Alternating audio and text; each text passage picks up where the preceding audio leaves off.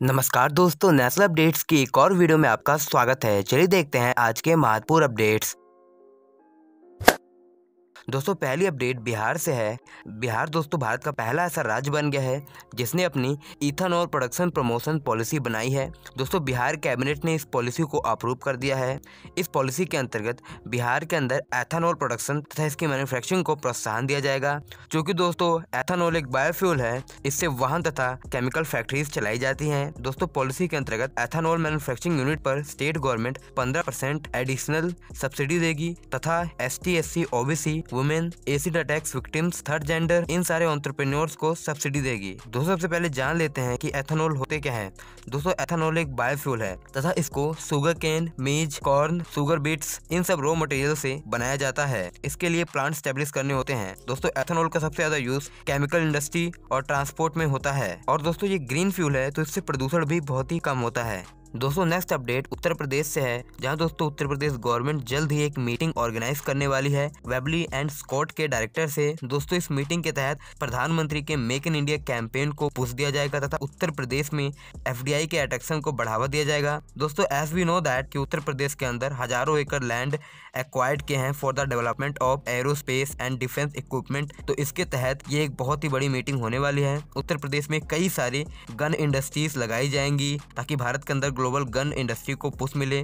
दोस्तों Webley and Scott एक 300 साल पुरानी UK बेस्ड एक गन मैन्युफैक्चरिंग कंपनी है। इसने इससे पहले अनाउंस किया था कि उत्तर प्रदेश के हरदोई डिस्ट्रिक्ट में लखनऊ की एक कंपनी सेल के साथ जॉइंट वेंचर के तहत यहाँ पर प्लांट स्टैब्लिश करेंगे तथा इस प्लांट में पहले फेज के तहत 32 रिवॉल्वर्स का मैन्युफैक्चरिंग करेंगे। दोस्तों वेबली ने कहा है कि ये भारत के अंदर pistol, air gun, short gun, ammunition समेत कई प्रकार के इंडिपेंडेंट मैन्युफैक्चरिंग यूनिट स्टैब्लिश करेगी। दोस्तों नेक्स्ट अपडेट मेरठ उत्तर प्रदेश से है, जहां दोस्तों doctor Bhimrao Ambedkar air strip यहाँ पर दोस्तों एरोप्लेन उड़ाने तथा एयर स्ट्रिप के रीडेवलपमेंट तथा एयरपोर्ट के टर्मिनल के डेवलपमेंट के लिए airport authority of India, state government ने तथा दिल्ली इंटरनेशनल एयरपोर्ट लिमिटेड के बीच एक एग्रीमेंट साइन हुआ है।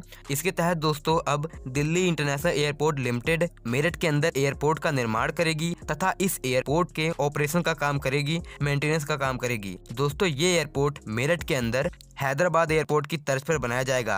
क्योंकि दोस्तों हैदराबाद एयरपोर्ट को DICL Delhi international airport limited operate करती है, वैसे इस एयरपोर्ट को भी ऑपरेट किया जाएगा। दोस्तों नेक्स्ट अपडेट तेलंगाना से है, जहां दोस्तों इंडिया की renewable energy giant green energy limited ने कहा है कि ये लगभग 100% स्टेक खरीदने वाले हैं 2 स्पेशल पर्पस व्हीकल का तेलंगाना के अंदर तथा ये दो स्पेशल पर्पस व्हीकल ये Sterling and Wilson private limited से इन दोनों SPV का 100% स्टेक खरीदेंगी।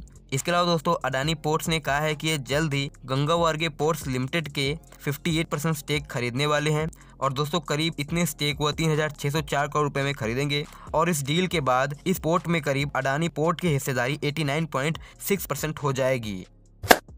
दोस्तों नेक्स्ट अपडेट गवर्नमेंट की ग्राम उजाला स्कीम से है, जहां दोस्तों इसके तहत भारत के अंदर वर्ल्ड के cheapest LED bulbs rural area में डिस्ट्रीब्यूट किया जाएगा। इस स्कीम के पहले फेज के तहत 15 मिलियन बल्ब्स भारत के अंदर बांटे जाएंगे रूरल एरिया में। दोस्तों सबसे पहले इन्हें आरा बिहार, वाराणसी उत्तर प्रदेश, विजयवाड़ा आंध्र प्रदेश, नागपुर महाराष्ट्र और वेस्टर्न गुजरात में बांटा जाएगा। ये LED बल्ब्स 12 वोट के होंगे। दोस्तों परियोजना के तहत 10 रुपए पर पीस की कीमत से भारत के अंदर 600 मिलियन LED बल्ब्स को गांव के अंदर बांटा जाएगा 2025 तक। दोस्तों नेक्स्ट अपडेट NHAI से है, जहां दोस्तों केंद्रीय मंत्री नितिन गडकरी जी ने एक कार्यक्रम के दौरान कहा कि अगले 5 सालों में NHAI national highway authority of India 1 lakh crore रुपए TOT माध्यम के जरिए इकट्ठा करेगी। दोस्तों TOT माध्यम क्या होता है इसके बारे में मैंने आपको पहले ही बता रखा है। दोस्तों TOT का full form toll collection and transfer है। इसके तहत NHAI अपने हाईवेज के कुछ सेक्शंस को प्राइवेट प्लेयर्स को निश्चित समय काल के लिए बेच देगी, जैसे कि 5 साल 10 साल।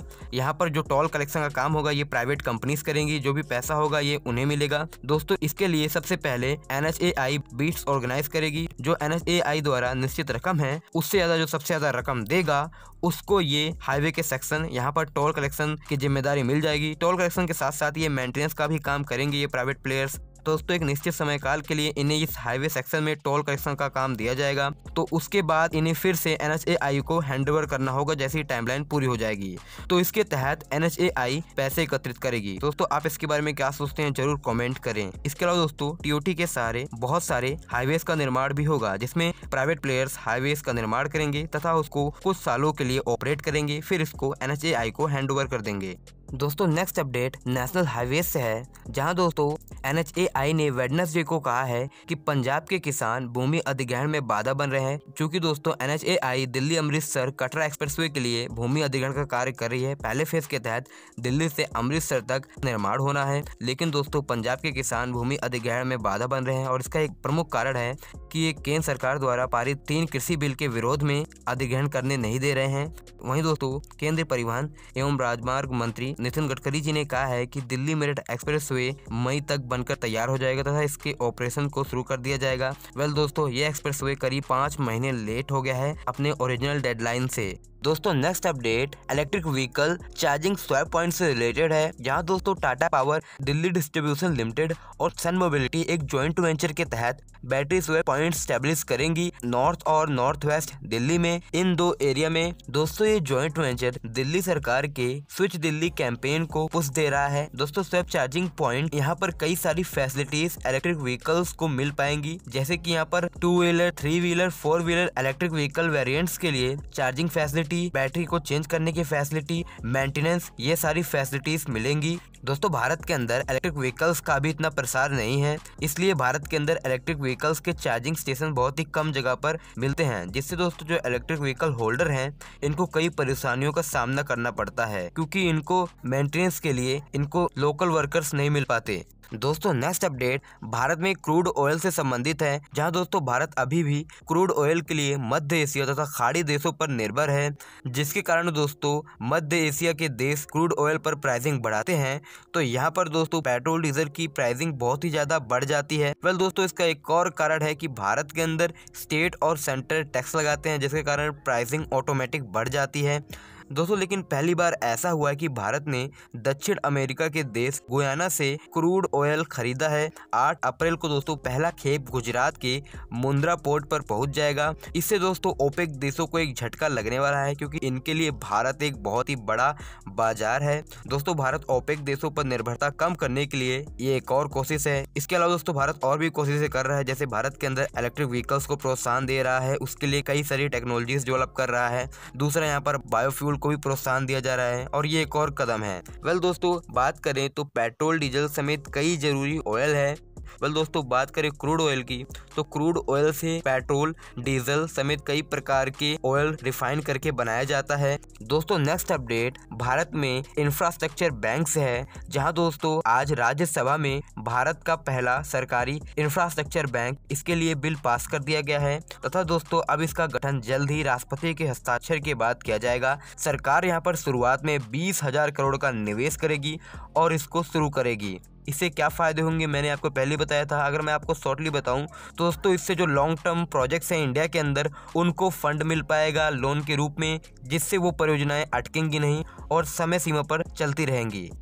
दोस्तों नेक्स्ट अपडेट भारत के डिफेंस सेक्टर से है, जहां दोस्तों अगले आने वाले वर्षों में भारत के अंदर 5,000 डिफेंस इक्विपमेंट का लोकलाइजेशन होगा। इससे दोस्तों 24,000 MSMEs को फायदा होगा। इसके लिए दोस्तों भारत के अंदर इन सब लोकल डिफेंस इक्विपमेंट के लिए MSMEs को लाइसेंस मिलेगा, जिसके तहत ये सब मैन्युफैक्चर कर सकेंगी। इससे दोस्तों भारत के अंदर डिफेंस मैन्युफैक्चरिंग को प्रोत्साहन मिलेगा। चलिए दोस्तों कुछ स्टार्टअप अपडेट्स देख लेते हैं। दोस्तों भारत के स्टार्टअप खाता बुक ने $10 मिलियन में बेच एनालिस्ट को खरीद लिया है। वहीं दोस्तों Bengaluru based social e commerce startup city mall ने $11 मिलियन का फंड रेज किया है फ्रॉम मैनी इन्वेस्टर्स। वहीं दोस्तों भारत की e learning giant company Byju's $700 million का फंड रेज कर सकती है। इसके लिए दोस्तों वो अंतिम चरण में है। वहीं दोस्तों बात करें ड्रीम 11 की, तो ड्रीम 11 ने करीब $400 मिलियन का फंड रेज किया है बहुत सारी कंपनियों से। सो गाइस आज की इस वीडियो में इतना ही। अगर दोस्तों आपको वीडियो पसंद आए तो वीडियो को लाइक करें, चैनल को सब्सक्राइब करें। धन्यवाद आपका ये वीडियो देखने के लिए।